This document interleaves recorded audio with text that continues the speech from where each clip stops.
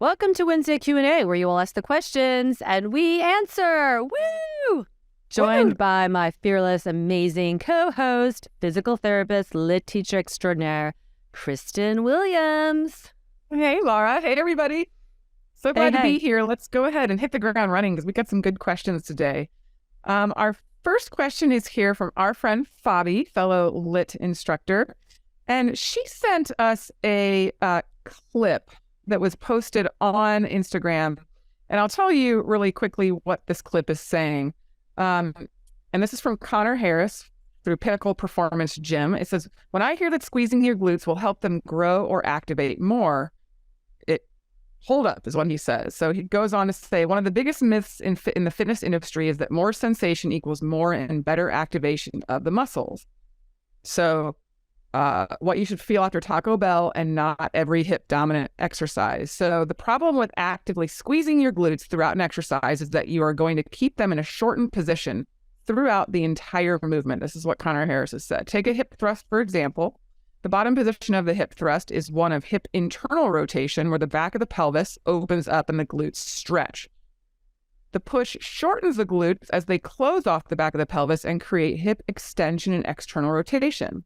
This stretch to contract is a huge driver of mechanical tension and muscle damage needed for hypertrophy.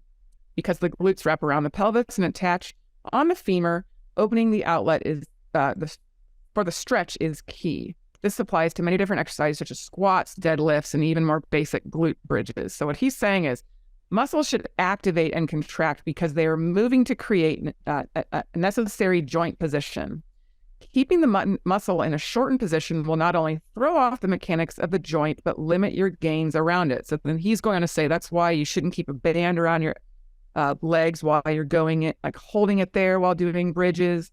You shouldn't be doing the sidestepping, keeping that tension because you're keeping the muscles in a shortened position. So what Fabi wants to know is, what are your and Laura's thoughts about this?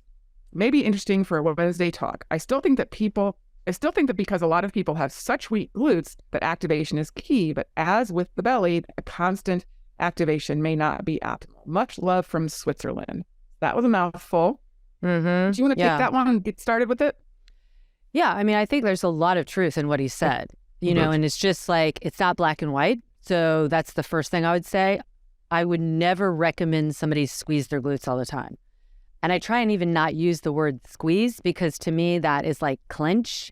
That's like, that position, kind of external rotating your femurs and kind of clenching in like you need to poop or something. So to me, squeezing is not what we're trying to do. We're trying to activate them in the various ranges, in the various ways that they need to be activated, which is, to his point, both concentric, where the muscle, two parts of the joint are coming together and the muscle belly is shortening, and then when it's coming apart, eccentrically. So I don't totally agree with you go internal and external. I think what you do is you create torque, which creates the action of external rotation without actually creating external rotation. So you're activating the glutes. So from like a squat position, parallel squat, and you come up, you can kind of drive your feet down and dial them out, but you don't actually create external rotation. What you're doing is creating the action into the fibers that because the glute max extends and externally rotates and stabilizes the pelvis. So yeah, I mean, you need to use all of our, that's like saying, would I just hold my elbow bent to work my bicep? No, that's one way, but that's not all the ways. But that doesn't mean I wouldn't use resistance to create more connection, more motor unit firing, because when the motor units summon and come together to fire, that's what we want. And that's part of the problem when we're sitting so much of our day in this very sedentary modern lifestyle, which none of us can help to, unless you're like actively moving all the day. Most of us have to do some work at a desk or on the computer. And when you sit, your glutes they have no inspiration. So I wouldn't clench them there because they don't need to be clenched. They're supported. However, the problem is they get used to not doing anything. And when you stand up, there's a lot of other ways to compensate for movement. You can use your low back. You can use the pelvis swinging. So I personally don't use bands, but I think they're amazing. They're amazing for, it's like super soaking the motor units to really fire and understand that. So it's just, we use tactile cues, we use our hands, we use gravitational forces, we use different levers they're doing the same thing the bands are, which is adding some kind of load to the area that requires the muscles to fire. And if your muscles aren't kind of habitually learning to fire well, you have to do different exercises to kind of get them up to speed. So while I agree with a lot of what he says, I wouldn't say that, I don't think any good movement educator is going to tell you to clench or squeeze your glutes all the time. They're going to really tell you how to activate them, how to load them. Like when you're in a squat, you're using your glutes. They are eccentrically contracting to stabilize the femur coming back. And then that also is, like we talked about the bow and arrow, that sets them up for a good extension. So you need that, but you could use it with a band to really get into, like if the glutes are just still like a couple seconds behind, there's a lot going into it. There's motor firing when is appropriate.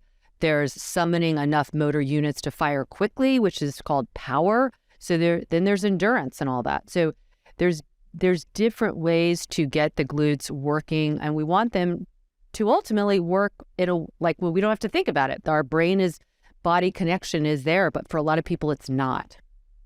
That's exactly what I was going to say. I think what is missing in this little diatribe of his is the function of endurance and of neuromuscular reeducation. I agree with you completely, Alara. I mean, when you're talking about using a band that gives you something to push into, that helps you feel the activation of the muscle. So for somebody who is in a rehabilitative phase, or just somebody who has snoozy glutes, they might need that in the early stages of rehab. So to say don't do it is silly. I agree with him. The glutes are meant to stretch, to fire through. They're meant to extend and externally rotate the hips. They are meant to move through a range of motion. They are not purposely meant to just hold you, but they are needed for that purpose. They are needed for stability, where in fact you are. Think about when we're in an airplane, and we're holding that airplane. Why does it burn? Because we're holding an isometric contraction against the resistance of gravity, which is just like a band would be, and it burns like the dickens, and that is good. That's stability. That's endurance. So to say don't do it, and I don't know that he's saying that. I think that he's trying to get rid of the term feel the burn. Like you don't necessarily have to go for the burn. With that being said, a lot of times, again, and I'm hearkening back to a rehabilitative thought, we want to exercise to fatigue in order to build neuromuscular strength and strength in and of itself. And so, just exercising with the 1 rep max or whatever, there's different principles involved here. So I do think there are places for bands. I do think there's a great place for, doing those sides, that sidestepping, that lateral walk with the tension on, because you are really firing up those glutes and saying, hey dudes, this is what you're supposed to do. Not all the time though, but a lot of people who we're using them for are shut down and have forgotten how to activate those. So it is just one method of building endurance, reconnecting the brain by way of an external force. But yeah, I never tell somebody squeeze the glutes. Now I will say, when you bend over, contract the glutes and the hamstrings to lift yourself up. But it's not this squeeze the glutes, like you said, like you're pinching it. The only time I said that is for my daughter when she was flying and she needed to be as solid and as straight. She's, 10 feet in the air standing on someone's hand. You bet your bottom dollar I'm having her squeeze her bottom like she's holding a dollar between her cheeks, because that is just going to keep her super stable. Yeah. Otherwise, that's something to think about, that squeezing for stability. So I do agree with a lot of what he's saying. in certain ways. But I agree with you, Laura. We can't just say no to that all around. No, because like even yesterday I had a private with an athlete. Okay. So we're not even talking rehab. We're just talking somebody who wants to improve performance, who does have some complaints of things down in the plantar fascia area. Well, guess what? Anterior tilt is present.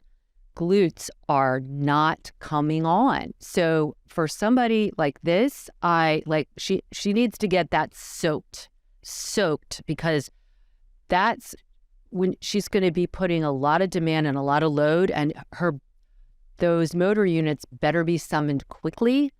And so they almost have to get saturated information so that can translate into better performance and function, and ultimately, avoiding injury. So there's always gray areas, but sometimes in Instagram posts that doesn't work as well. I know, right? All right, no, it's not the clickbait. Yeah, people don't want to read that long. So right. we're so thankful for you all for listening. To take the time to listen. So let's go on to our next question here. This one was sent into our support at lityoga.com from Alyssa Silva, who said, "Hi, I saw your article. Do you think Bikram?" I don't know what article she's talking about, but she says, "Do you think Bikram is good to do when I have a long thoracic nerve palsy? I had it many, many, many years ago, and it seems like it just acted up again." And so for many people who don't know what a long thoracic nerve palsy, you have this long nerve that kind of comes down, through the axil, the armpit, and it innervates the area of the serratus anterior, which is a big stabilizer, and that chest wall, including the serratus anterior. So it's a big stabilizer of your shoulder girdle. And so, it's interesting. She's asking, should I do Bikram if I have this?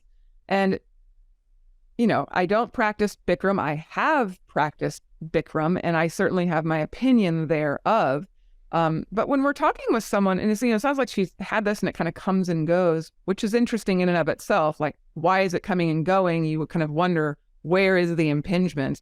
Where are you having that impingement, Alyssa? I think the biggest thing if you ask me, do I think Bikram is causing it? I would say no. Do I think Bikram is going to help it? I would say no. Simply because when we're dealing with any type of shoulder girdle anything, a lot of traditional yoga, including Bikram, tends to be very sinky into the shoulders and tends to, let's be honest, maybe stretch on that long thoracic nerve and even compress in areas when we're really, scrunching up in the shoulders that could certainly aggravate, but certainly is not going to help the situation. So, therein lies the question of what is the worth of what you're doing. And so, I always, whenever I'm doing something, I just want to ask myself, like, why am I doing this? Or what could I be doing better? And so for someone like you who struggles with a nerve-related palsy you didn't say what it was caused from. Is it coming from the neck? Is it coming from the thoracic outlet? Is it a stretch injury at your arm? This has been going on for years. We don't know. I would really look at ways that you can better open up the space around where that nerve travels, that you can better stabilize around the serratus, around that, anterolateral chest wall. And I don't think that Bikram in traditional yoga is the way to do that. Of course, me, I'm a lit person, so I think a lot of what we do, we focus we have so many classes on the serratus. Now, yours might be struggling, but I've really found that, focusing on the shoulder girdle and just getting that connection, we see a lot of people who present as if they have a palsy or a winging scapula. So that's the most common thing we'll see with a long thoracic nerve is the scapular wings. Oh my gosh, what's going on? Is it truly because there's impingement, or are you just not very tapped into that shoulder girdle? So there's a lot of things that we do in lit where we're really anchoring into the scapula, not the shoulder, not the elbow, not the wrist, not the hand, the scapula as part of our core, that I do think can help a lot. Laura, what else do you have to add about that? Everything you said, I totally echo. And I would just say, the reason why Bikram isn't, I agree with you. I don't think any form of yoga is going to cause an injury, but it certainly can exacerbate it, or it certainly isn't contributing to it, improving. And Bikram, I have a lot of not wonderful opinions about it, but the big one is you're not on your hands very much at all. You're not bearing weight through your hands. You're not really working that very important, like you were talking about, scapular stability, and you're going to get that in spades when you get weight bearing through your hands. So when you're doing some of these moves, whether it's Bikram or any other class, and you're pushing into the ribs a lot, moving your ribs in wet to move your arms and get into like some binds or big arm movements, you're not getting stronger. You're getting possibly more imbalanced. So yeah, I would definitely get weight bearing, and stretch out the chest wall. But because your pec minor might be restricted, and that can pull the scapula forward, and then that palsy effect, again, it might be palsy, it might be weakness, it might be both, but it's like the thing you have to do is create strength by far. Yeah, absolutely. So good luck. Good Let us luck. know how it goes. Yeah. All right. We got another question that was sent to our Instagram. Laura, do you want me to read those, or are you going to read those? The one from Jenny Curtis? Yeah, you can read it. I got it pulled up. I might as well. All right. So she asks an explanation of what it means to eat a whole food diet. I think a lot of people don't understand what that means and why it makes a difference in your body. If you are looking to, she has a recommendation of someone that she uses, Dr. Ted Barnett, who's local to her, but is very active in the plant-based healthcare community. So what do you have to say about that? Well, I've met Ted Barnett, wonderful human and very, very intelligent. So whole food plant-based is, just imagine, closest to its form in nature. That's what whole foods are. So if you pick a carrot right out of the ground and, eat it, whether you wash it or not at first, that you're eating a whole food plant. Now, it's really hard to do that all the time, but there are people who do. All right. So then you could take, a grain and pull it out of the ground, and then it goes through a process where maybe the hull is removed so some of the fiber and the endosperm of the outer layer is removed. And so that's a little bit processed, but it's still pretty good, right? And then there's all, derivations from there. Then you just really process the crap out of it and put it in a box that could sit on a shelf for a while. And that's going to be very far away from its wholest form.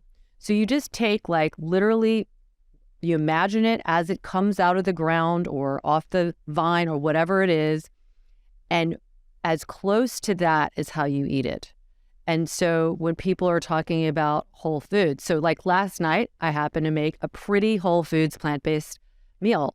I had quinoa, which is literally, it hasn't been refined. It's been taken, and then I added. Now I cooked it, which you need to do because there's enzymes we need to get rid of, but that still is considered whole plant. It's not raw, so it's whole. It's a whole food. And then I added mint. I added dried apricots. I added oranges. I added onion, and then some dressing for that. And it's delicious. It's like quinoa, for people that don't know, is one of many whole, it has a complete amino acid profile. So it's considered a complete protein. So, you're getting your complete protein with that. It's also in the form of a grain. And then I added some fruit and some raw red onion, like minced. But it's, everybody's around each other here. And then I just added some dressing to that. And that's an example of a really whole food plant diet. Now, if I were tonight in a hurry and I pull a box out and it's spaghetti, and then I add tomato sauce, and then I add, some veggies in there, that's pretty good, right? I'm going to add some veggies close to their form. The tomato sauce you got to look at the label, like how much has it been processed in terms of are there things in there you don't recognize? Some of those potassium chloride type thing. Like if it's tomatoes and it's got, some herbs in there, then you're doing pretty well, even though it's packaged in a glass jar. It's pretty, I would say that would qualify. And then the pasta is going to be something that has been refined because it has to be made into these different ways. So that would be an example of doing pretty good, right? What's not great is if everything's coming out of a box and it's not recognizable. So that would be the big thing I'd say. It's the for whole plant or whole foods diet, it takes a little more effort because there's usually going to be more prep because it isn't been put in a package and other things have been added to kind of make it whatever it is. And I think, do the best you can. If you can eat a whole foods diet a lot of the time, that's really wonderful. The reason why is because all the nutrition remains for the most part. Through some of the cooking processes, some of those enzymes will be killed, but your phytonutrients will remain, your vitamins are there. And that once you start processing stuff, you lose a lot of that. That's why they add stuff back in. They're like, this is a cereal that's been enriched, or because that means in the process, a lot of those nutrients were kind of cooked off, and so they can add them back in. So you're not getting it from the source. When you get things right from the source, it's like we were talking about the glutes. It's like being soaked with nutrients. It's like your body's really smart. It can assimilate all kinds of things, and even if it's not as recognizable, but the things that are really recognizable are things in their whole form. And so the nutrients are amazing. I did raw diet briefly because I was taking a cooking class, but becoming a natural food chef. And I did it for like 2 weeks. And I have to say, like, my energy was off the charts. I could not be raw vegan in the Northeast. I think it's a lot easier in certain areas of the world. But I will tell you, the energy I had was unbelievable because I'm just getting like packed with nutrients. The antioxidants, the phytonutrients, the vitamins and minerals. It's just coming in its full form, and I was like, I wasn't even needing much sleep. It was crazy. So there is really something to it for your health, but we also have to be kind of like realistic in daily life. That might not always, work. So do the best you can. I literally had only two things to say, and that is when I come over for a meal, like ASAP, because that sounds so good. I know. Mark is like, this is amazing, honey, because it's been a while since I made a homemade meal. Because you've got other little chefs in there. You've got I know. I got my daughter. Oh my gosh. No, and the last thing is just like, there's the mic drop right there, because I think that was the perfect answer. Yeah. Well, thank you. So, I think we love it. And let me just big caveat. I am a natural food chef, but I am not a nutritionist. I have gone to a lot of lectures. That's how I met Ted Barnett, is at many of the same kind of functions where we all would gather. But I just think, do the best you can. With anything with whole foods, you just gotta prepare. So make a kind of menu out, and I always like double grains, especially, like, because then it can, you don't have to worry about that, and then you can add all the other stuff in that's more fresh the day of. So thank you for your questions, everybody. Until next week, you can always write us with questions. You can DM me or KB on Instagram. I am Laura.Hyman, and Kristen is KBWilliams99.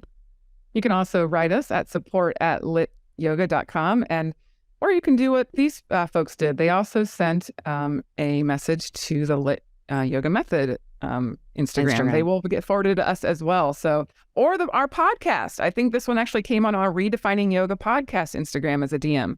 So we've got all sorts of options of how you can reach us, and they will be sent our way. So thank you so much. As always, please rate and review us, and we'll keep the good stuff coming.